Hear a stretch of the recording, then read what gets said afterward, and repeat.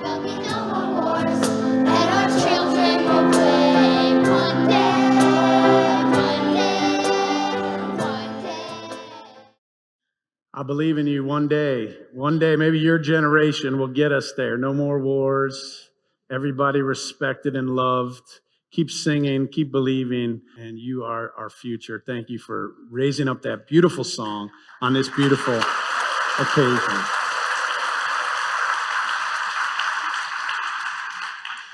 Now, as for me, sometimes I wonder how and why I ended up in Tulsa, Oklahoma. Being here, of all places, has impacted who I am. Do you ever wonder why you're in Tulsa, Oklahoma? Why you stay in Tulsa, Oklahoma? And how being here has shaped who you are and what you do. And what does All Souls have to do with it? Now, I know that we have people, members from all over Oklahoma, from other states, and even from outside of the United States now. And do you ever wonder why you found a connection here and how that connection to All Souls in Tulsa is impacting who you are and what you do? So on what we call Heritage Sunday, which we celebrate on the Sunday closest to the anniversary of All Souls every year, which was founded on March 28th, 1921, we try to look back at our past and to see whose shoulders we stand upon and who bequeathed to us this community of the free spirit.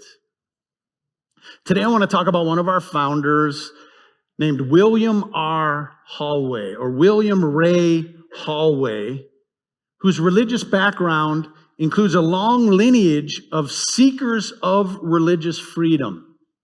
He was born in 1893 in East Sandwich, Massachusetts. Now, I had to look it up because did the sandwich come from East Sandwich, Massachusetts? Any guesses? No, it did not. That's right. I had to look it up, but Sandwich, Massachusetts was named after the seaport of Sandwich in Kent, in England, whereas the Sandwich was named after the Earl of Sandwich, the fourth Earl of Sandwich, John Montague, who was in the 18th century. The story is he was a big gambler, and he didn't want to lead the card table, so he had somebody bring him a roast beef between a couple of slices of bread. And here we are with the sandwich. So anyway, Hallway, back to Hallway. That's what happens when I write a message. I go on these detours. I really appreciate the internet for that. But Hallway, William R. Hallway, descended from some of the earliest settlers from Europe in that area going back to 1637. In fact, one of his relatives helped to found the town of Sandwich as a haven from the much more religiously strict Plymouth colony, which was 23 miles away. The church that they established and its minister became known for their progressive stance on religious tolerance. The Hallways family's religious journey included a mix of Congregationalists and Quakers and early advocates of independent thought, which set the stage for his later commitment to Unitarianism. Over the years, members of the Hallway family actively resisted religious persecution, with some even being summoned to court to defend their beliefs. By the early 19th century, Hallway's family was deeply involved in the Unitarian movement, particularly through First Parish of Sandwich, which became Unitarian in 1833, after a very divisive theological controversy over creeds and church governance. Now, his ancestors included Deacon Sylvanus Nye. Never heard that name before, Sylvanus. He played a key role in ensuring that the liberal faction retained their control of the church. Now, this Unitarian heritage was further solidified when Bill married Frances Hope Kerr, who we met earlier, the daughter of a Unitarian minister. They were married in 1916. When the couple moved to Tulsa in 1918, their shared religious convictions led them to help establish All Souls Unitarian Church in 1921. It was incorporated under the name All Souls Liberal Church because Unitarian was thought to be too controversial for Tulsa at that time. Wow, how things change. And Bill Hallway served as the congregation's president from 1923 to 1926. William R. Hallway's arrival in Tulsa in 1918 coincided with the city's rapid transformation. Once a very small town, Tulsa at that point was booming due to the oil industry, attracting people from all over the country. But alongside this growth came a darker force, the resurgence of the Ku Klux Klan. And as an engineer tasked with improving the city's water supply, Hallway quickly realized his work would involve more than technical challenges. It would also require moral courage. Bribes and threats came his way. But his independent spirit and his unwavering honesty made him a formidable opponent. When offered a substantial bribe to use a particular product on the Lavanhar water project, he dismissed the salesman without hesitation, proving that his integrity was not for sale. Hallway's moral grounding was deeply influenced by his background. Raised in a family of generations of Quakers and Unitarians, he inherited a legacy of abolitionist values and democratic principles. Raised in a family like that, his Unitarian faith did not require adherence to any creeds. Instead, it called for a commitment to truth, justice, and service to others.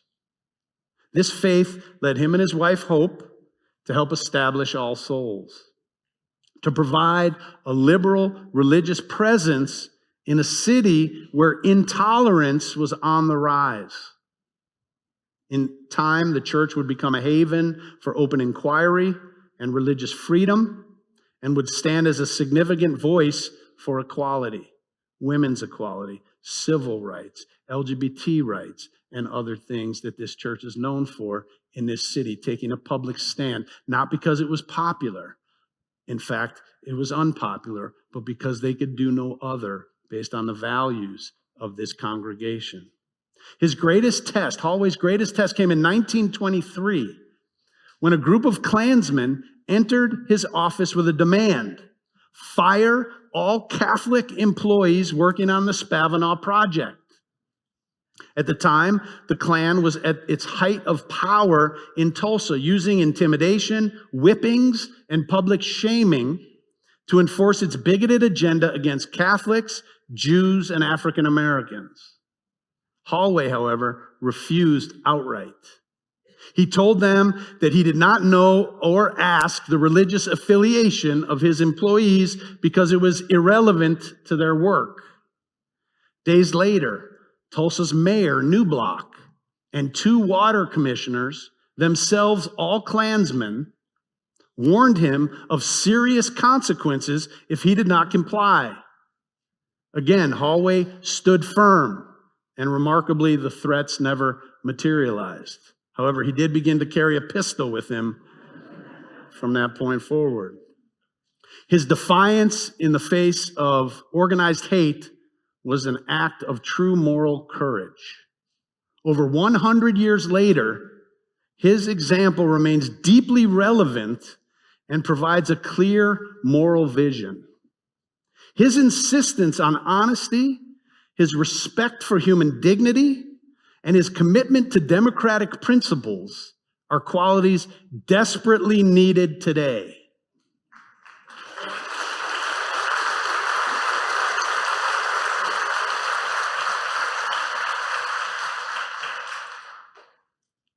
desperately needed today in an era where white supremacy, authoritarianism, and intolerance are once again on the rise.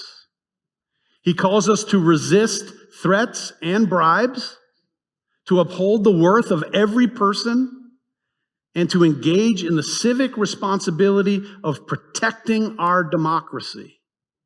In times of moral testing, like we are living through, Hallway showed us the right response is to stand firm, to show the door to those who seek to corrupt our values, and above all, to vote our conscience. William R. Hallway's life still offers us clear drinking water and a clear moral blueprint for our own times. He teaches us that integrity is not just about avoiding dishonesty.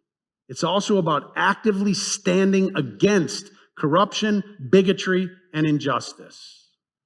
You can applaud that.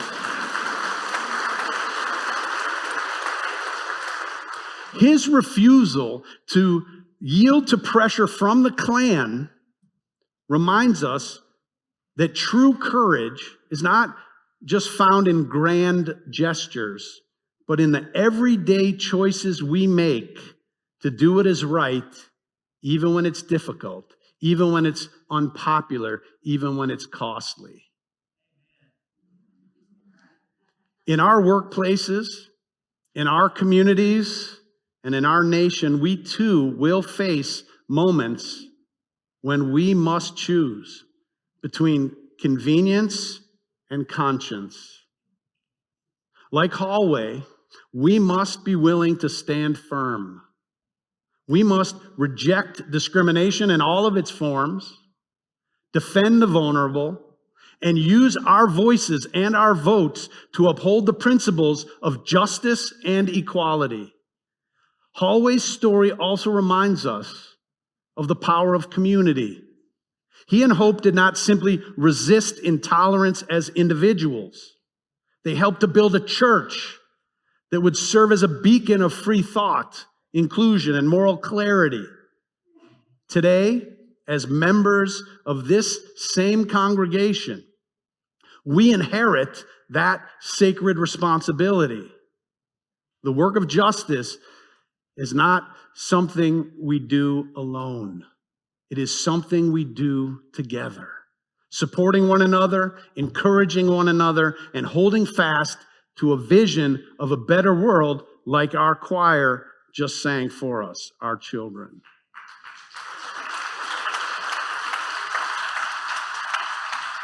So on this Heritage Sunday, I want us to imagine a Tulsa and an America where the values that Hallway embodied are fully embraced. A city where no one is judged by their religion, race, or background, but only by the content of their character and the quality of their contributions. A community where people of all faiths and beliefs stand together in defense of one another's rights, knowing that an attack on one is an attack on all. A nation where honesty and integrity are the foundations of our public life, where leaders refuse to be bought, and where truth is valued over political convenience. This is not just a dream. It doesn't have to be just a dream. It's a possibility. It is the promise of a pluralistic democracy if we commit ourselves to it. Hallway's example calls us to action, not just to admire his courage, but to live by it. To build a society where no one fears intimidation for being who they are. To raise our children with the understanding that integrity is more valuable than wealth, and that moral courage is the highest form of strength. We must make our democracy stronger, more inclusive, and more just. If we do this, if we hold fast to the values of honesty, dignity, and community, then we will not only honor this legacy and this church's heritage, we will carry it forward, ensuring that future generations will look back on our time and say, they too stood firm. Amen? Amen. All right, let's do it.